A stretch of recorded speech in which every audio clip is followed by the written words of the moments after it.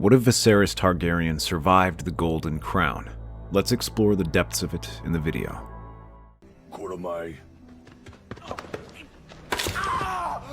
No! No! I'm a dragon! I want my crown!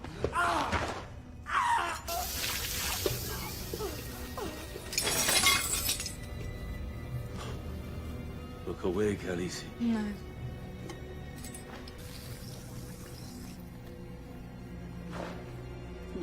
Danny, tell them. Make them. No, you can't. Danny, please! Wait! Khal Drogo freezes just as the drops of molten gold are about to spill from the cauldron. He hesitates, looking over at his wife impatiently, as do the rest of the Khalasar and Viserys, who stares with pleading eyes. The young Khaleesi steels herself and clears her throat. In my country it is said that no man is as damned as a kinslayer. To kill my brother is to bring a curse upon you, my sun and stars. To kill him is to punish the wicked. There are other ways, my love. I will not gamble with the life of our son. To do this would risk cursing him before he is born. Please, I beg of you. The Khaleesi speaks truly. There are many stories of people's entire lines being cursed for kinslaying. Your son may be born feeble and hump-backed if you go through with this. This gives Drogo and the other Dothraki pause as a nervous shudder rumbles through them. A child like that would need to be put down on the spot. Even Drogo hesitates, not tipping the cauldron over, but not lowering it either. It is clear he has no idea what he should do. Leave him in exile. Drag him from this sacred place and force him to return where he came from. If he ever follows our Khalasar, we permit the men to hunt him down. A few Dothraki look at one another and nod in approval. Khal Drogo grunts and sets the cauldron down. Only then do his blood riders shove him aside and begin leading him away. Once he is gone, the celebration continues once more, but Viserys sees no part of it. In the dead of night, a group of Drogo's riders escort him back to the Free Cities with a board around his neck, saying that he is not to be harmed, and mockingly calling him the King of Carts. For weeks, he must endure this humiliation, listening to the Dothraki laugh at his expense, sneering at the sight of him, and barely hiding their disdain as he is led off. Eventually, they manage to reach Pentos, where they promptly dump him outside Ilario Mopantis Manse before riding off. But the prince does not receive the hero's welcome from the Fat Lord. The Magister provides him with little more than the necessities, a bath, some food, and a change of clothes, and some medicine for his broken arm out of courtesy and respect for Daenerys' wishes. But after a day to let him rest, Ilario visits him the next day and offers him a traveling chest. Young prince, I am having my servants prepare my barge to take you south to one of my properties. A beautiful house off the coast of... You're sending me away? Dismissing me like some disgraced servant? The coastal air might be good for you while you recover. It is not fitting for the king to go around wounded. This place will let you recover and regain your strength for the reconquest. What reconquest? My sister has exiled me, and her husband nearly killed me. They are traitors, both of them, along with that cur Mormont. I should have all their heads for defying the dragon. And you shall. Remember, the Khalasar is still honor-bound to help you, and their allegiances are fickle. A man may rule them one day only to be deposed another. Perhaps a new Khal may emerge, one more open to hearing your wishes. When that day comes, you shall be able to get your army and reclaim your rightful place on the Iron Throne. Leave everything to me. You? Will you do this for me? How? Money moves Dothraki as easily as any man. It will take some time, but I will send word once it is ready. In the meantime, my ship awaits. Viserys hears all of this and smiles, like a child who was granted an extra dessert from his parents. His anger melts away and is replaced with the look of a foolish young boy. He lets the servants lead him out. Once he is gone, Ilario breathes a sigh of relief. It is clear Viserys is no longer a relevant piece on the board, and now only wishes to get him out of the way before he can ruin any more plans. He is tempted to kill him, but the Magister knows that will bring down the wrath of the Khaleesi and her husband. So, as Viserys sails off, he lands just south of Pentos in a quiet inlet that serves as a natural harbor. Off the small bay is a manse and a small village filled with servants. The place is a little bit of a paradise, offering a pristine view of the narrow sea, women, food, and all the wine he can drink, but also no influence on anyone and no chances of ever turning to the Seven Kingdoms. Most men would be happy to spend their days languishing in such a place, but Viserys feels no joy in it. Though he drinks and indulges in his vices of women and food, he remains restless. Every day he asks for updates from Illyrio, writing letters to him, and threatening servants to demand to know what is happening. Though lost, the Seven Kingdoms are not forgotten, and he continues to long for the Iron Throne. It is only made worse when no news comes, as Illyrio commands an information blackout, so he does not know of Robert or Khal Drogo's deaths. Instead, Viserys spends his days pacing the floor, furiously plotting his reconquest, and as the time drags on, he begins to pray fervently, praying to the Seven to grant him victory to let him take the Iron Throne, to grant him an army to punish his sister, and vowing to release all manner of torment to his enemies. But for the time being, these prayers go unanswered. That is, until one day when a ship at last arrives. No servants announce its arrival, and there is little fanfare, but Varys sees it immediately. With so little to distract him, all he can do is stare at the narrow sea to the Seven Kingdoms beyond. The ship that approaches is no barge or merchant ship, though it has none of the beauty of Valario's vessels. It is grim and painted dark red. On its sails is the Golden Kraken, House Greyjoy. Servants scream and run about, some trying to escape. Others lock themselves in the manse, hoping to find a hiding place. But Viserys is not one of them. He grabs the borrowed sword from Illyrio and roars at them, telling the servants to take up arms and fight, just as Rhaegar had done years past in Robert's rebellion. Yet, this is not Westeros, and he is not Rhaegar. The men abandon him just as the longship docks and begin deposing its warriors. The Reavers move in total silence, letting their weapons speak for them, hacking apart anyone who gets in their path, regardless of whether they fight or yield. The tiny village goes up in flames as the Ironborn fan out and begin to take whatever riches they can carry. As the first reaches the steps of the manse, Viserys cries out and lunges with his sword. The leader of this party raises his sword and parries his clumsy strike before slamming his shield into his chest and leaving Viserys tumbling to the ground. He hears a strange sound coming from their lips and realizes it is laughter. He curses them and tries to rise, but the warrior brings his shield down and knocks him out. When Viserys wakes up, he is surprised to find himself sitting on the ship, his arms raised over his head and tied to the ceiling. But as he gets his bearings, a figure steps out from the shadows and offers him a mug. Drink up, little prince. You... Who are you? What do you want with me? In most cases, a man like me could expect a ransom from a princeling like you. But in your case, I think I'd be short on buyers. If you are here to insult me, then you may as well cut my throat now. Don't tempt me, boy. But no, I have come for you because I have heard your prayers. I must admit, they are not like any I have heard. Men ask for wealth, for safety, for a rich harvest, but few ever pray to smite down their sister or an entire realm, and few do so with as much fervor as you.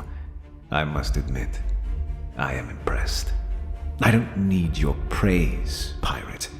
No, just my ship and wealth to gather your army.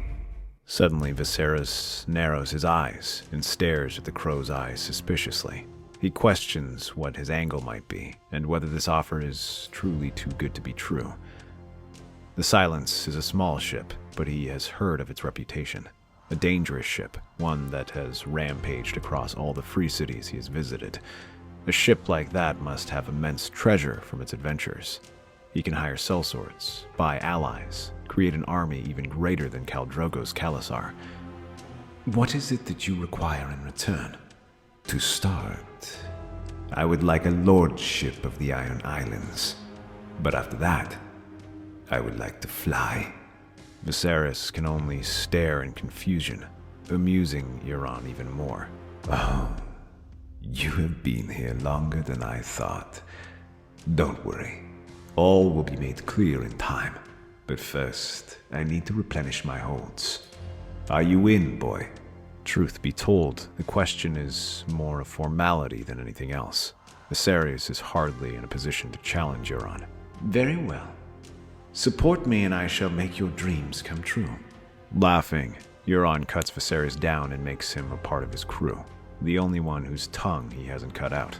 Though Viserys wishes to be made an offer, the crow's eye shoots down that idea on the spot, pointing out how inexperienced he is, and instead puts the Beggar King on a crash course in running a ship.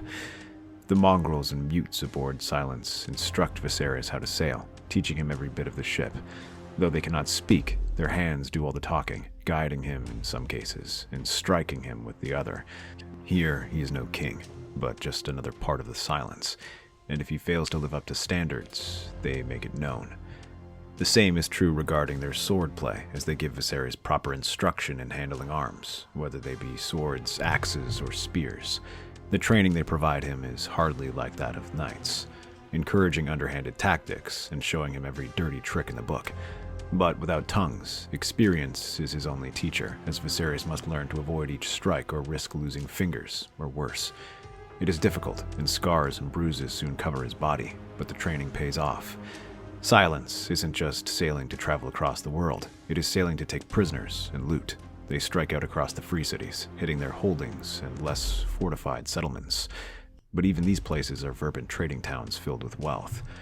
The Ironborn are eager to take it for their own. Viserys leads the charge, cutting through small folk and town watchmen in these attacks. Euron watches this and encourages him to treat them as if they were his foes, instilling ruthlessness in the young prince. Raiding pirates in the Stepstones, trading barges from the Arbor, and merchant ships from the free cities. Though he starts as an inept warrior, Viserys soon grows into a formidable fighter, crossing swords with marines on land and men-at-arms at sea. He proves particularly skilled with swords and knives. Soon, their holds begin to fill up with jewels, gems, gold, and silver, with weapons and luxuries from all across the known world. This is more wealth than Viserys could ever want, but Euron barely pays it any mind. He offers it to his crew, parcels it out to allies who help him on land, or use it to buy food and repairs, all in preparations for a journey to Qarth. This is but a paltry offering for what the true prize is. As they journey there, Euron reveals something he took from Valyria, Dragonbinder. As Viserys stares at the artifact, he runs his fingers through the ancient runes. It is like something from a past life, and when he touches it, he feels a strange connection to it. This thing can tame dragons, and right now I have found 3 of them. With them, it will not matter how much gold we get, or how many soldiers pledge themselves to our cause. Dragons will change everything. The Silence glides like a shadow, silent as death, until the first cries ring out. Too late. Ironborn reavers pour over the edge of the docks, cutting down sailors or guards alike. Fires spark in the merchant wards, embers rising as the city slumbers. They only attack the outer areas, and enough to cause trouble. Once the garrison begins mobilizing, the ship sails off, outrunning their heavy galleys. Their job is done, distracting the city into chaos. Within the palace of Zaryo Zohan Daxus, Daenerys Targaryen wakes with a start. The air feels wrong. Her dragons stir, Drogon snarling, Rhaegal hissing, Viserion twitching relentlessly on his perch. The torches along the walls flicker, then snuff out one by one. The doors to her chamber explode inward, shattered by a battering ram cloaked in black iron. The Dothraki leap to defend her, but they fall without cries. Throats slashed, swords shattered, blood pooling on marble. From the smoke and steel emerge 2 figures. Euron Greyjoy clad in Valyrian steel armor. He steps forward with a twisted grin carved into his face, and beside him, sharper, crueler than before, eyes gleaming with vengeance, Viserys. His silver hair is cropped and matted, scars peek from under his collar. He walks like a man reborn in fire and fury. Between them they drop an ancient horn, massive, black as pitch, etched with Valyrian runes that pulse like embers. A mute, hulking, lipless, his face a mask of burns, lifts the Dragonbinder to his mouth. No! But it's too late. The mute blows. A terrible sound tears through the chamber, deeper than any war horn, shrieking with a voice that does not belong in this world. The walls quake. Glass shatters. Blood pours from the mute's eyes as he collapses, dead before he hits the ground. But the sound continues to echo. Drogon rears up, snarling, then falters. He lets out a long, low cry, confused. Rhaegal and Viserion answer in kind. Their eyes glow faintly. They begin to move, not toward Daenerys, but toward Viserys. I spared your life. You think that was your choice? His voice is steady, sharp as ice. It was never yours to spare. But your life is mine to take. When she tries to resist, the dragons hiss at her, blowing out bouts of flame. Viserys steps closer and prepares to cut her, but Euron shakes his head. Not yet. The two of them make their way out, and those who try to stop them burn. They reach the harbor just as Silence circles around and picks them up. When they are safe, Viserys begins to play with his new dragons, chuckling to himself. All this time I've spent gathering swords, building allies, bargaining with warlords, but all I truly needed were some dragons. It isn't dragons. If you believe it is simply dragons, then you will not take the Iron Throne. You are mistaking the forest for the trees. The dragons are the product of this potential. The real power is magic, my boy. Magic? Yes. The dragons are the Valerians' greatest weapon, the beings that allowed them to build their freehold. But everything they've done was done with spells. Valerian steel, their great towers, what kept their volcanoes in check. All of that was born from magic. And all of it is dead?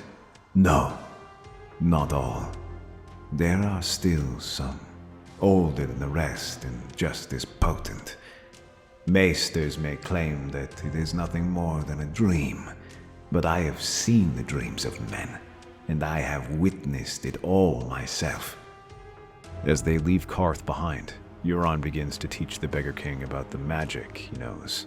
In his travels, Euron has studied 100 gods, learned of their religions and rituals, and taking their holy men prisoner. He knows how to twist blood and turn it into fuel for his spells, and he says that kings in Valyrian blood stand out as the most potent. Soon enough, they reach the Seven Kingdoms, where Euron makes his way toward the Iron Islands. By the time he arrives, the strangest thing happens. His brother, the self-declared King of the Isles, mysteriously dies after falling off a bridge. Because he never named his heir, this puts succession in a complicated position, and a Kingsmoot is declared. All across the Iron Islands, Ironborn go to take part in the voting or put their name forward for consideration. Euron is considered a dark horse in this competition. While most work furiously to gather support or allies, he moves at a relaxed pace, jesting with crew and trading barbs with rivals, yet makes no serious ploy to negotiate or fight for his position until the Kingsmoot itself. They gather within the bones of Naga, where Aeron Greyjoy handles the ceremony.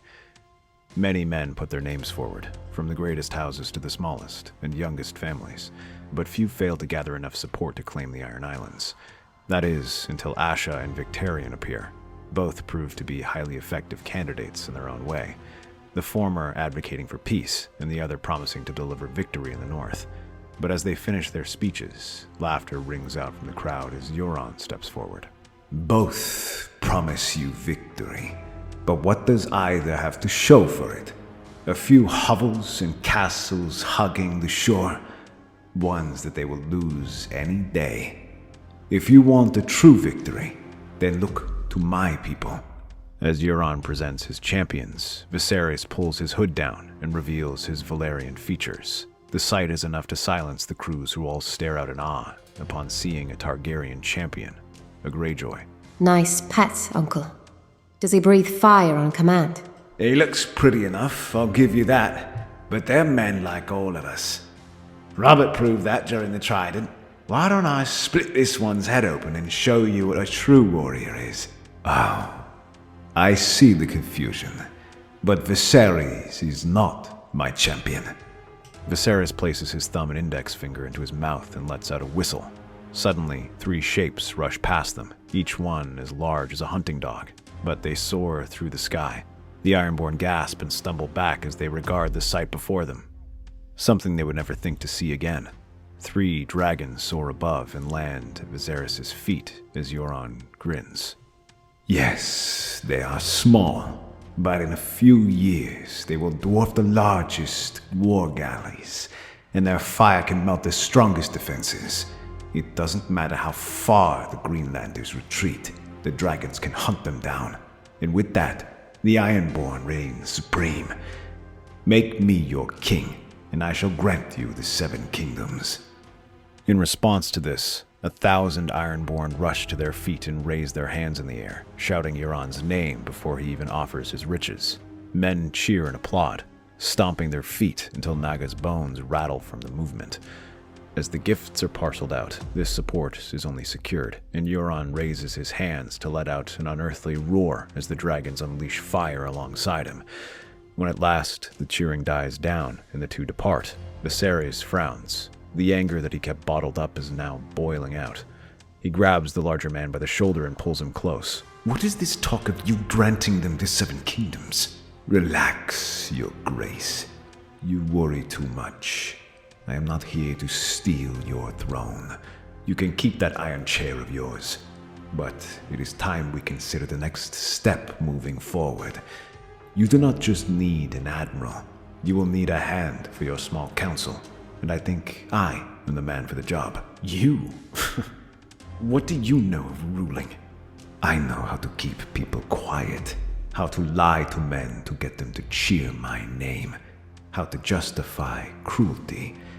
All things you will need when you rule. And most of all, I know how to hurt my foes in ways they cannot even imagine. I know that is something you are intrigued with, my friend. So what do you say? What do I say? I saw you are full of boasts and demands, and yet we do not even have the Iron Throne. Get me my father's seat, and I shall grant you your desire. With the Ironborn at his side, he begins their attack. While some expect him to continue his campaign in the north, he makes the unexpected decision to sail his fleet south to the Reach, where their lands are ripe and untouched from the war. With the realm torn and bleeding, Tyrell armies scattered across the Stormlands and the Crown's forces bogged down in King's Landing, Euron Greyjoy strikes. Like wolves descending on a wounded stag, the Ironborn sail swiftly and silently down the western coast. Shield Islands burn first, smoke curling into the sky. The castles fall without warning, their garrisons too light, their ships long gone to the war in the east. Then comes the Reach itself. Villages vanish overnight. Noble halls are plundered.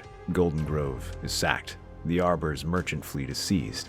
Its famed wine poured out onto the decks and into the sea, an offering to the drowned god. Meanwhile, coastal towns become easy prey for the Ironborn fleet, their markets being plundered until Ironborn ships are full to bursting with gold. Silver, fresh fruits, casks of wine, and other luxuries that the Iron Islands can only dream of. Soon the small folk retreat inland, and those who don't learn to fear the sound of crackling sails, war horns, and their fearsome battle cries. No one stops them. The Red Wine fleet, pride of the Reach, has sailed east with its banners to support the crown, but now it returns, too late to save what's already burning, but in time to answer the slaughter.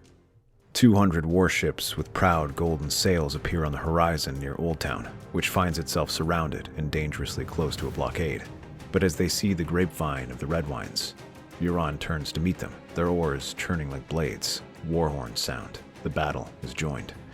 Euron stands at the bow of the Silence, wearing robes blacker than night, stained with blood and nightshade. Viserys watches from behind, uncertain, but intrigued.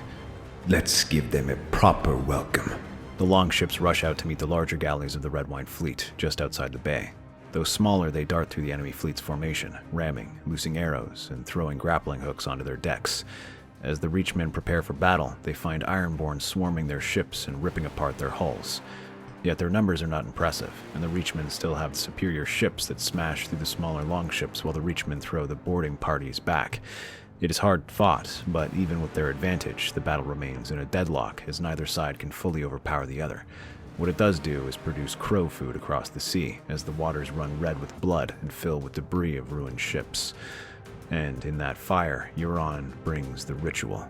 He steps forward, arms outstretched. Behind him, captives scream. The holy men who have worshipped 1,000 gods are brought together, bound and weeping on the deck of 10 ironborn longships tied together in a circle. They mutter prayers or curse the ironborn devils, but Euron ignores them.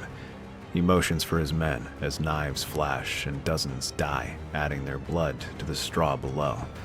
Gallons upon gallons begin churning in the tide, turning the calm waters red as wine. The sky seems to shudder. The sea groans. And then, something answers. From the depths below, tentacles the size of ships breach the surface, slick and glistening. One lashes through the air and crushes the deck of a red wine galley. Another rises behind a warship and drags it into the sea whole, screams swallowed by the deep. Krakens, real ones. More than a dozen of them emerge, starving and seeing the broken ships in their wake. The longships have an easier time avoiding them, being more maneuverable and agile as their crew sail free. The Red Wine fleet fights valiantly, but the sea is no longer theirs. Sailors are dragged screaming overboard, ships split like kindling. The once proud armada of the Reach burns, sinks, and dies in the red tide. On the shore, the people of Old Town watch in horror as the sea turns to blood and fire. A maester drops his quill and weeps. The septums begin to pray, but these prayers go unanswered, as from the ruins, the Iron Fleet attacks their undefended harbor. The people can only scream as reavers rush through the streets, axes and swords flashing against whatever poor soul gets in their way. Euron watches with open arms, bathed in salt and blood. Let them send their armies. Let them send their gods. I have the sea, and it obeys me. Viserys stares at the devastation, wind whipping through his hair. For the first time, he doesn't feel like a king. He feels like a conqueror. In the air, he sends his dragons, flashing through the sky, burning men on the walls as he draws his sword and laughs, eager to claim some lives for himself. By the end of the battle, the dragon-headed banner flies proudly in Old Town's walls, and its people are forced to bend the knee or be carried off as thralls. With their victory, the arbor soon falls after, as their fleet is not there to protect them. Euron is happy to let his men continue their raids on the Reach and the Westerlands, which remain undefended. Viserys has Roderick Harlaw placed in charge of Old Town's defenses due to his knowledge of siege warfare. But they struggle to advance inward, as despite Euron's boasts, the dragons are simply too small to use in large-scale battles yet. They are not even big enough to ride, making it impossible to use them to root out the enemy forces inland. Instead, the Ironborn can only hug the coast and prepare for the inevitable attack. That is until they receive unexpected aid from Dorne. The Dornish were watching this invasion closely and did not expect much to come from the Ironborn attack. However, their success in the Battle of Blood changes their opinion. While the rest of the Seven Kingdoms are horrified at what they see, Doran is not. He is no stranger to dark magic. After all, it was often said that Oberyn practices such rituals in secret. To him, this is another tool in war, one that crippled the Reach. Instead, he offers overtures to them, promising to bend the knee in exchange for a marriage agreement. So, at long last, the prodigal dragon has returned. Do you remember me, boy? Doran Martell. You were the Prince of Dawn when my father ruled. I am glad to see you are still alive now. I hope you have not forgotten your loyalty, though. I have not. And I hope you have not forgotten what Dawn lost for that loyalty. Elia, we all lost something in that war. I promise you we shall avenge her. But I think she would appreciate it if Dawn avenged her themselves. You want our spears, is it? A fair request, but we require something in exchange. Something promised long ago. A marriage alliance between you and my daughter. I do not recall such an agreement. It was one made in secret, and written years and years ago, when you were but a boy hiding in Bravos. But Sir Willem remembered, and I gave my blood for it. Now it is time to pay. This is the price I am prepared to ask. It takes days of negotiation, some of it growing tense as they haggle over terms, titles, and troop numbers. But in the end, they agree that this agreement will be beneficial to both sides. So Doran and his troops continue their campaign in the Reach and will begin invading the Stormlands, which lacks proper leadership. In exchange, Viserys will grant titles to the Dornish and marry Arianna. Once that is done, the Dornish begin their march, striking from 2 directions. They join the Ironborn from the south, hitting the marches and advancing toward the coast. Pressed from both sides, the Reachmen's normally impressive resources are stretched to the limits. Their armies are urged to return home and abandon the siege of Storm's End, but just as they begin to retreat and cross Bitterbridge, the second Dornish host strikes. The Stormlands reel under the Dornish assault. Castles once loyal to the Lannisters fall like dominoes. Rain-slicked keeps are breached. They once again face the power of the Dornish, their lords given a choice: kneel or burn. House Fell, House Swan, and even what remains of House Dondarrion scatter before the march of Doran Martell's banners. Their armies were depleted from the War of the Five Kings, and Dornish corsairs and Ironborn reavers attack from the sea, appearing behind their forces and hitting them in lightning strikes. To the west, Ironborn longships slash across the coast of the Westerlands, raiding Lannisport, sinking trade fleets, and dragging nobles from their towers and chains. With the Lannisters still trapped in the Crownlands, there is no real leadership. With Viserys at their head, the Ironborn aren't simply raiders. They are kingmakers, and his presence gives him legitimacy. If they doubt that, then his dragons correct that notion. The sight of them is enough to induce many houses to surrender. Though small, they are growing by the day, and are now as large as horses. This is enough to convince many houses to join them, choosing to be the raiders rather than the raided. In the Stormlands, there is no clear leadership. So many houses choose to join the strongest faction, Viserys. In the Westerlands, the power of House Lannister is fading, and in the Reach, the Tyrells are exhausted. Soon enough, the Ironborn are joined by houses Marbrand, Morrigan, Swift, Peak, Hightower, and Fossaway, turning his raiders into an army. And still, Viserys sails north. Silence cuts through the frigid waves like a blade, flanked by trusted Ironborn ships. The wind howls colder the farther they travel, but the fire in Viserys burns hotter. At his side stands Euron, draped in shadow and salt, whispering secrets of ice and death. They stop only to raid Claw Island to gather supplies and wealth, but most of these are for their crew. Euron and Viserys only claim 1 item each: a Valyrian steel axe for the prince, and a horn that can summon sea monsters for Euron. They reach Hardhome, now little more than frozen ruin. But life stirs here. Thousands of wildlings, survivors scattered since the fall of Mance Rayder, tribes still bitter and starving, and among them, giants. Viserys stands before them, not as a Targaryen prince, but as a king reborn. People of the North, your salvation is here. Take your warriors and gather your weapons. The time has come to take your place south of the wall. We were promised that before, little princeling. What do you have to offer? Mance had an army as vast as the snow, as numerous as the stars. What makes you any different? I have ships and dragons. Little things, barely the size of a horse. You think they'd melt the wall? They'd melt the wall faster than any of you finding salvation here. You think anyone is coming for you? Fools. All you will find here is darkness and death. Join me south, and you will find warm lands, food, plunder, and vengeance against the ones who sealed the wall and cast you out. And they cheer. Viserys wastes no time.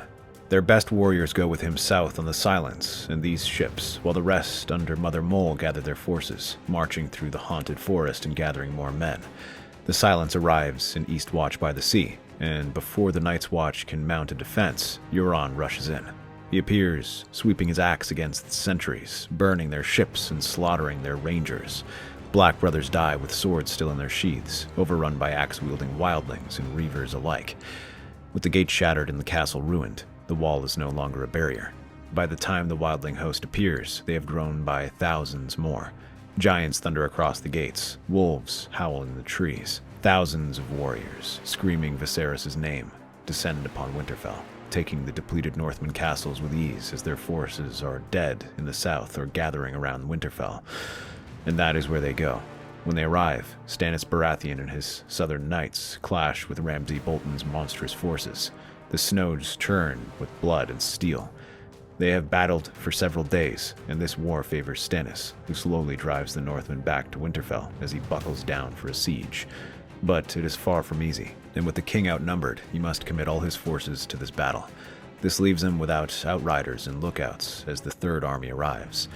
There is a roar in the distance as Drogon and his brothers sweep down from the tree line. Their shouts briefly put an end to the fighting as men look up to see the dragons unleashing fire. Northmen and Southerners alike scream as they are consumed by fire. The dragons are not big enough to cause serious damage, but they begin to spread panic within their ranks, and their formations break. From the trees, from the bluffs, wildlings and krakens sweep down like a storm. Giants roar and swing tree trunk clubs to the Bolton's flank. Ironborn axes bite into knight and flayed man alike. And high above, on a black-armored charger, Viserys Targaryen rides into the fire. A wildling chief lifts a horn and bellows, "The king in the north comes!" and the chant spreads. King in the north, king of flame and snow, Viserys, Viserys. The battlefield bends, the tide turns. Stannis tries to rally his men, reorganizing the lines as he faces the wildling army. For a while, he leads a charge and drives them back, resulting in heavy losses for the wildlings. But that is until Drogon swoops down and unleashes dragon flame once again, setting him and his armored column on fire. The Lord of Dragonstone screams defiantly as he burns to the ground. From atop the battlements, Selyse Baratheon weeps, realizing her husband's cause may already be lost. And in the chaos below, Euron only smiles, watching as another kingdom falls like dominoes. To the Boltons, hiding behind the walls of Winterfell, they watch this battle unfold with disquiet and concern. Though the King of Dragonstone was a major threat, the Ironborn are hardly better, and the Wildlings are worse. They keep their men on high alert and prepare for a siege. Roose has his archer stand ready to shoot down those dragons. But the attack doesn't come, and instead, an emissary rides out to treat with them. Roose returns the favor and rides out to discuss terms with them. Congratulations on defeating Lord Stannis. As I am still standing here, I hope that means you see value in my service. Hardly. Just your swords. Although I will say I would like to hear how you slew Robb Stark in the future. No. What I am interested in now is ending the war in the North as quickly as possible. It seems you are the Warden of the North, so you can make that happen. And you have wildlings, the people my Northmen have warred with for centuries. If you want this to end, then you will need to see them out. Gladly. Good swordsmen like them are wasted, garrisoning this wasteland. They are just as fierce as Dothraki. I mean to take them south and conquer the rest of my kingdom. That is, if you are smart enough to bend the knee. If not, I might consider leaving them here to remind your Northman lords who their true king is. That reminder is unnecessary, Your Grace. I shall make sure they understand their place. Then it seems you will make an ideal Lord of Winterfell. The two of them agree to these terms, and soon enough, Viserys is provided with provisions and more men. The remnants of Stannis' army who surrender, and the Northmen whom Roose Bolton would rather see far away from their power base. This army marches straight towards the Riverlands, where they can soon storm the rest of the kingdoms. So far, the war is largely at a stalemate. The Dornish continue to keep Mace off balance in the south, while the Tyrell army lays siege to Old Town, trying to take it back. However, without strength at sea, they have no way of fully encircling the city, allowing the Ironborn and their allies to continue resupplying their forces. With the reinforcements from the north, they can move through the Riverlands and conquer the remains of the Reach before sweeping either east or west to take the Westerlands or the Crownlands. At least, that is what Viserys plans. But as he prepares to ride off, Euron pulls him aside. You plan to conquer the kingdoms. Admirable. Predictable. But tell me, little dragon, do you still believe dragons are your greatest power? They are the flame made flesh. They are tools.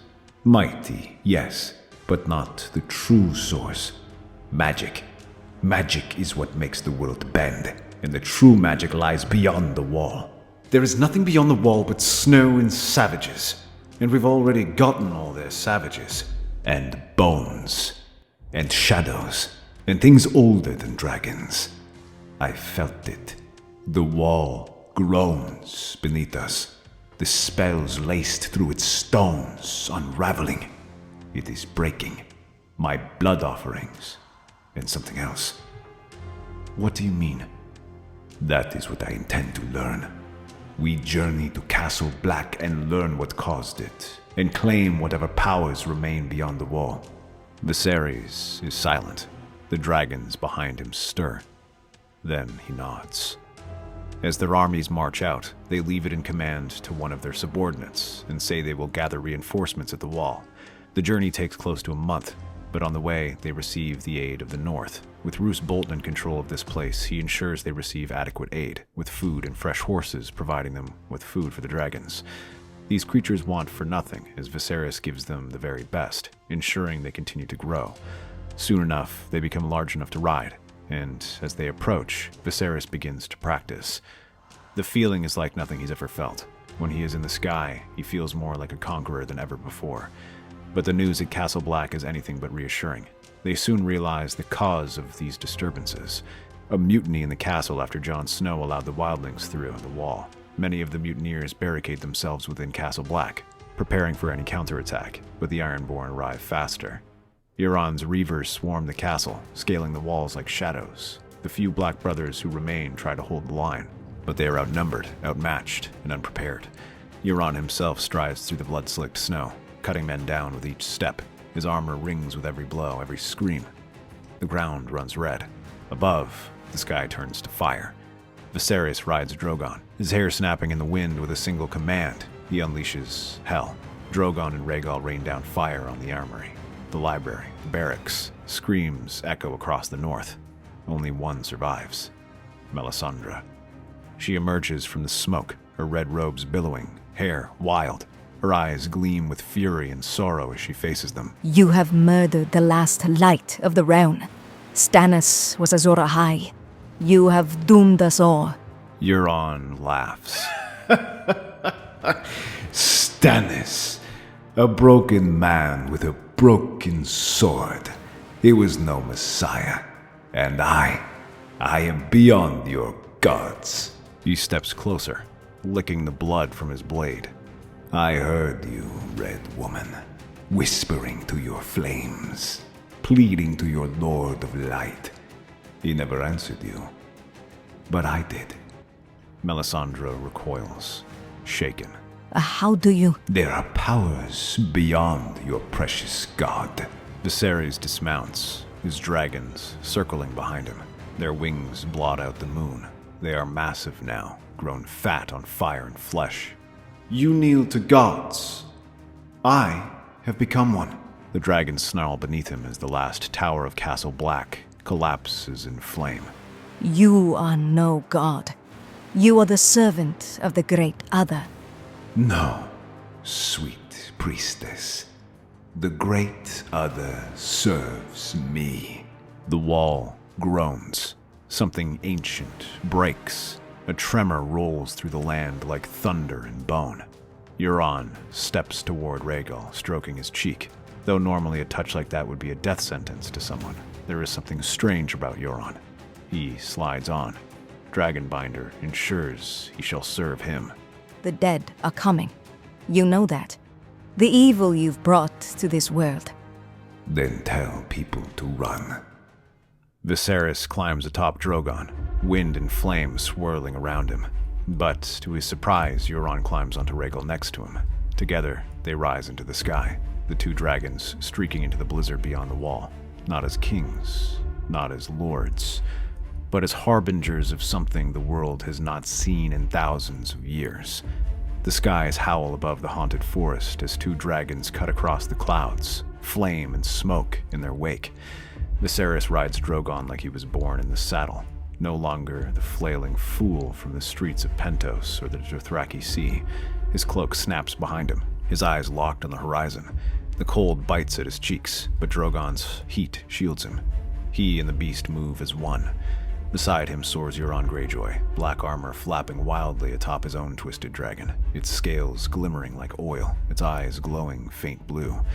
A creature twisted by fire, or perhaps something far older. Euron doesn't steer, he doesn't guide, he simply stares ahead, eyes rolled back, lost in the storm of his dreams. Viserys watches him, uneasy, but he doesn't speak. Beyond even wilding paths, past dead trees and frozen rivers, until at last they see them. The White Walkers. Dozens, maybe more, stalking the snow like shadows made flesh, and surrounding them are the dead. Hundreds of them, thousands, a host of pure shadows. Viserys acts without thinking. Drogon dives, unleashing a blast of fire that sears the snow and shatters white in mid-run. Rhaegal follows, sweeping down and scattering the creatures with shrieking flame. The White Walkers retreat, their glowing eyes narrowed, watching, calculating. But this isn't their only encounter. Throughout the haunted forest, they see more of these creatures watching them, just waiting for them. Some attack, hurling icy spears at them, but Viserys protects them as best he can. With the dragons under his control, they burn through death with ease, but he still has no idea where they're going. All he can do is follow Euron to where he guides them. Soon, the dragons circle low, until a hill of gnarled, blackened trees looms before them, the mouth of a cave gaping at its roots. Euron dismounts first. He approaches the cave without hesitation, even as the cold thickens, even as the branches above seem to reach for him like claws. Viserys stays near the dragons, sword drawn, eyes on the shadows. He hears whispers, wind perhaps, or memories. This place breathes. Inside, they find him. The three-eyed raven, old and half-rotted, sitting in his throne of roots. His white eyes flicker open. You were never meant to come here. And yet, here I am. Bran, younger than expected, lingers nearby, silent, half entranced by the weirwood. You've come with fire and shadow. You bring ruin with you. I have seen your dreams, Euron Greyjoy. I know the black winds that stir your soul. You are a herald of the dark. You were led here by death. Then let's have a drink to prophecy. He gulps the shade of the evening, lips turning blue, eyes glowing with unnatural light. The raven recoils, and Mira tries to protect him, but Viserys steps forward, his axe in hand, parrying her spear thrust.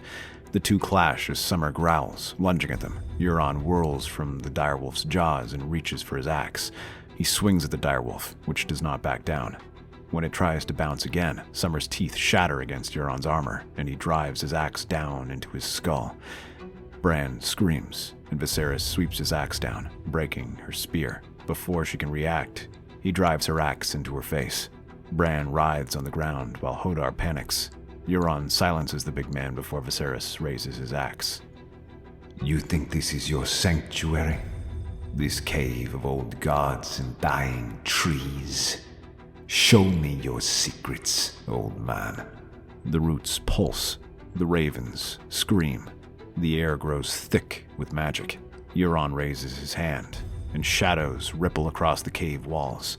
Visions spill out. Battles, kings crowned and beheaded, dragons falling, whites marching, and far away, the spiral of darkness, endless, pulling the world inward. The three-eyed raven tries to resist, but the spell holds. Euron forces the visions out of him like blood from a wound. He watches as the history of time itself comes spilling out. Viserys watches this. Each king of his family, their greatest moments, their worst defeats. He watches them teeter on the edge of madness. He sees it all and laughs. Now he understands. The power in his palm, the knowledge of the world.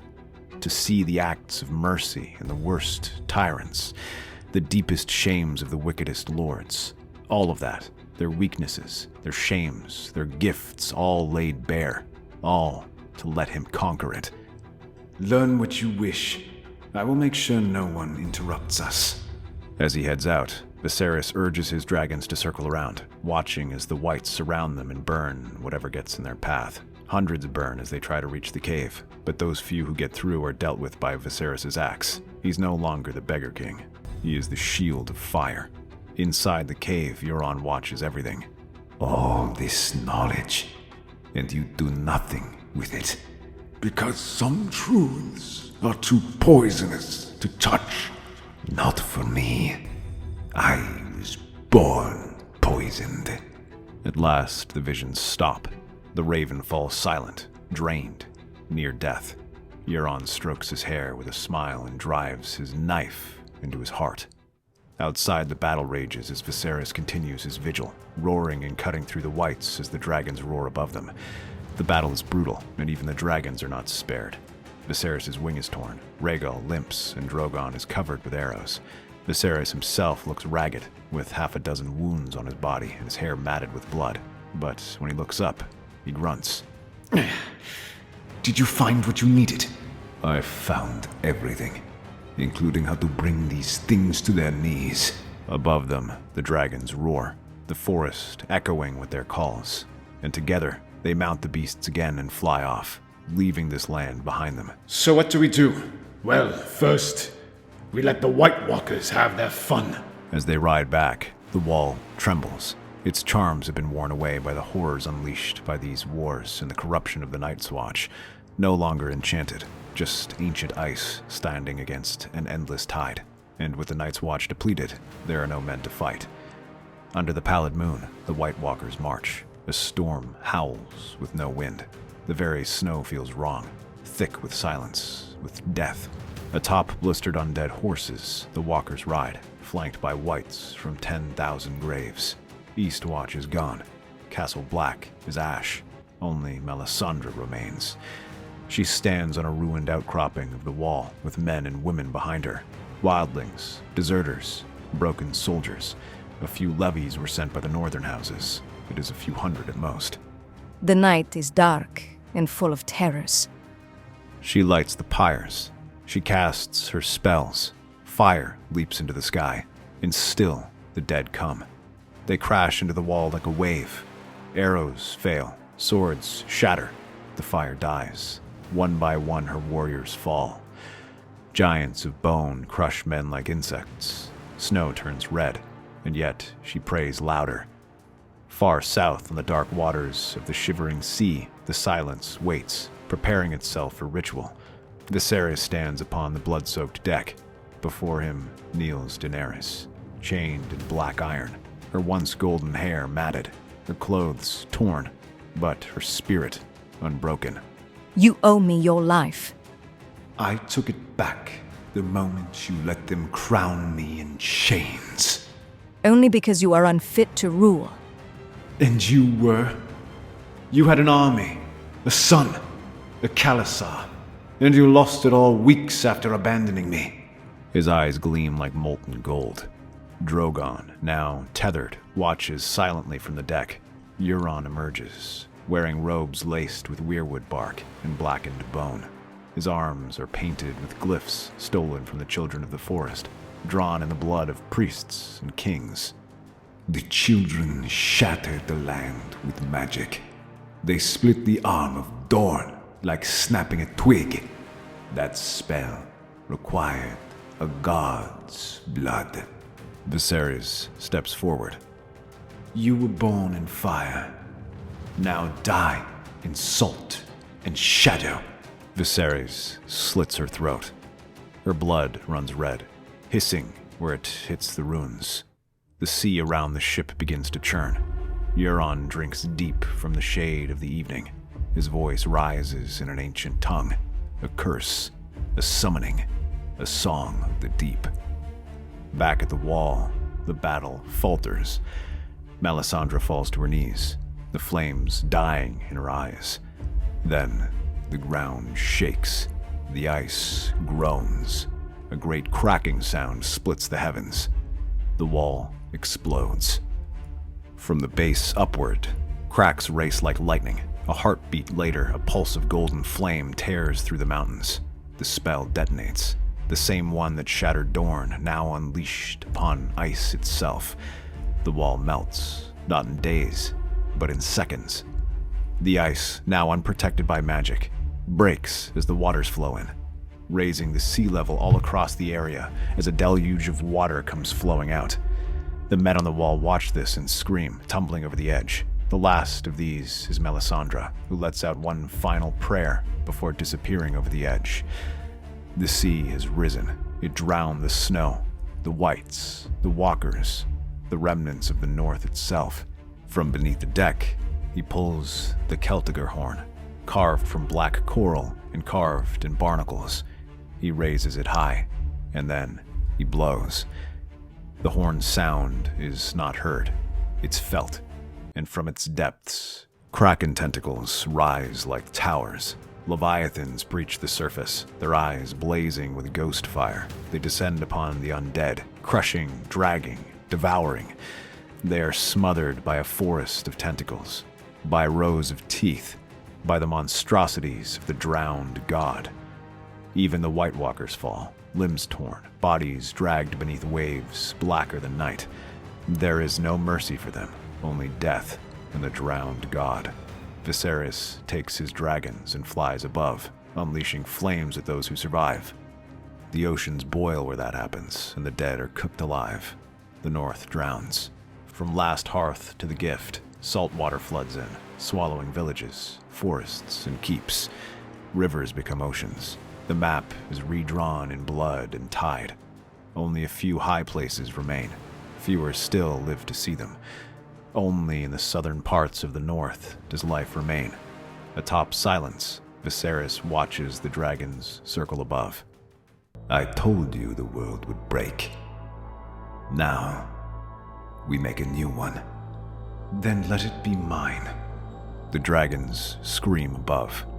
The old world ends, and Euron makes sure everyone sees it.